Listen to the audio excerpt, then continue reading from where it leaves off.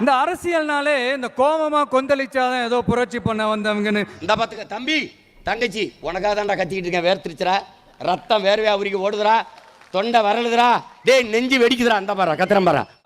அப்படி இப்படி ஆச்சா போச்சான்லாம் இந்த கத்துறதெல்லாம் விட்டுட்டு, இந்த கோபமா கொந்தளிக்கிறதெல்லாம் விட்டுட்டு, டேய் என்னைக்காவது ஒரு நாள் உங்கள் அம்மா வயது, பாட்டி வயது, அப்பா வயது, தாத்தா வயதில் இருக்கிறவங்க உன் கண் முன்னாடி கதறி அழுகிறத நீ இப்படி இப்படி பார்த்துருக்கியாடா? கைகட்டி பார்த்துருக்கியாடா? நம்மளை பெத்த தாய் வயதை ஒத்த பெரியம்மாவும் சின்னம்மாவும் நான் கையை பிடிச்சி, சாமி என் வீடை காப்பாற்றி கொடு, என் நிலத்தை காப்பாற்றி கொடுன்னு அம்மா நெருக்கடி கொடுத்தா ஒரே ஒரு அழைப்பு தான், அடுத்த 4 மணி நேரத்தில் இங்கே இருப்பேன். கண்ணீர் சிந்தி கதறி நின்றதை நீ பார்த்திருந்தால் சீமானின் கோபமும் ஆவேச பேச்சும் இந்த உறக்க கத்துவதும் உனக்கு எவ்வளவு வலிதோய்ந்த மொழி என்பது உனக்கு புரியும். நின்னு பாருடா, ஒரு தடவை நின்னு பாரு. தாத்தா அப்பா வயசு இருக்கும், கைகட்டி கும்பிட்டு, ஐயா உங்களை நம்பிதாயா நிற்கிறேன், எங்களை கைவிட்டுறாதீங்க, எப்படியாவது இந்த பூமியை காப்பாற்றி கொடுன்னு நினைக்காது கேட்டதையும் பார்த்துருக்கியா?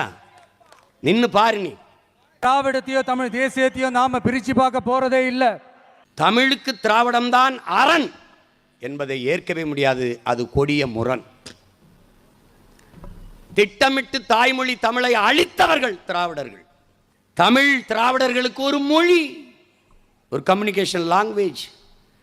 தமிழ் தேசியர்களுக்கு அது உயிர், அது மூச்சு, அது முகம், அது முகவரி, அது அடையாளம், அது இலக்கியம், அது வரலாறு, அது பண்பாடு, அது வாழ்வியல். இது ரெண்டு ஒண்ணுனா எப்படி ஒன்னாகும்? எப்படி ஒன்னாகும்? இதையெல்லாம் மாற்ற வேண்டும் என்று துடிக்கிறோம் உங்கள் பிள்ளைகள். அறிவார்ந்த தமிழ் சமூக தம்பி தங்கைகளே, இது தேர்தல் வழக்கம் போல வரிசையில் நின்று வாக்கு செலுத்துகிற தேர்தல் அல்ல. வீழ்ந்து விட்ட தமிழ் சமூகத்தின் விடுதலைக்கு செய்கிற புரட்சி, மாறுதல் என்கிற எண்ணம் என்னிலும் இளைய என் தம்பிதங்கள் ஒவ்வொருவருக்கு இருக்கணும். ரொம்ப சுருக்கம், ரொம்ப சுருக்கம்.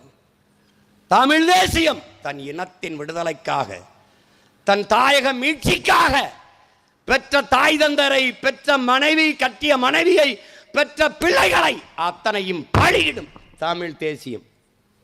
திராவிடம் பெற்ற பிள்ளைகளுக்கு பதவி கேட்டு பல்லிழித்து நிற்கும். இதாண்டா திராவிடம். அதே நேரத்தில் நிற்கும்.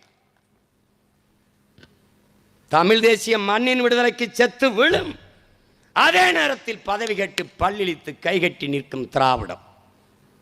இப்படி நிற்கிறீர்களே என்று கேட்டால், சங்க இலக்கியத்தில் ஒரு தெருவில் சாவுப்பறை கேட்டால் மற்றொரு தெருவில் மங்கள இசை கேட்கும் என்று வாய்கிழிய பேசும். இதாண்டா திராவிடம். சும்மா போற போக்கில் அவங்க தான் தமிழை பாதுகாத்தார்கள், அவர்கள் தான் அரண். திட்டமிட்டு ஒழித்தார்கள். ரெண்டுக்கு நிறைய வேறுபாடு இருக்கு தம்பி. அது தனி மேடை, அது தனி, அதுக்கு தனி கச்சேரி இருக்கு.